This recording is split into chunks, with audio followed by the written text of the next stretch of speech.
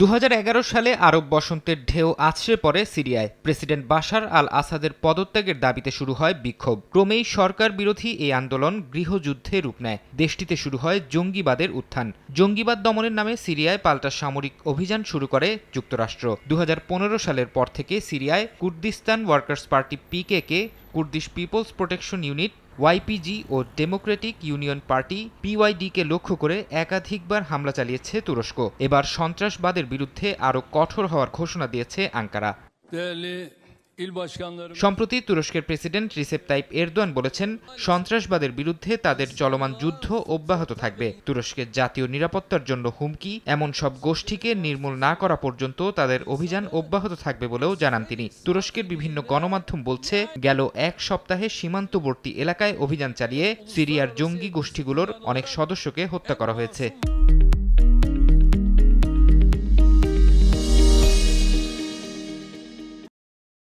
এদিকে সিরিয়ায় আইএসকে মোকাবিলায় তুরস্কের নিষিদ্ধ ঘোষিত জঙ্গি গোষ্ঠীগুলোকে গোপনে মদদ দেওয়ার অভিযোগ উঠেছে যুক্তরাষ্ট্রের বিরুদ্ধে। গেল বুধবার তুরস্কের প্রতিরক্ষা মন্ত্রী ইয়াসার গুলের এক সাক্ষাৎকারে জানান, সিরিয়ায় বিভিন্ন মার্কিন ঘাঁটিতে কুর্দিশ পিপলস প্রোটেকশন ইউনিট ওয়াইপিজির সদস্যদের প্রশিক্ষণ দেয়া হচ্ছে। যুক্তরাষ্ট্রের আকাশ প্রতিরক্ষা ব্যবস্থা সহ অনেক অত্যাধুনিক সামরিক প্রযুক্তি জঙ্গি গোষ্ঠীগুলোর হাতে পৌঁছে যেতে পারে বলেও আশঙ্কা প্রকাশ করেন গুলের, যদিও এ বিষয়ে কোনো মন্তব্য করেনি যুক্তরাষ্ট্র।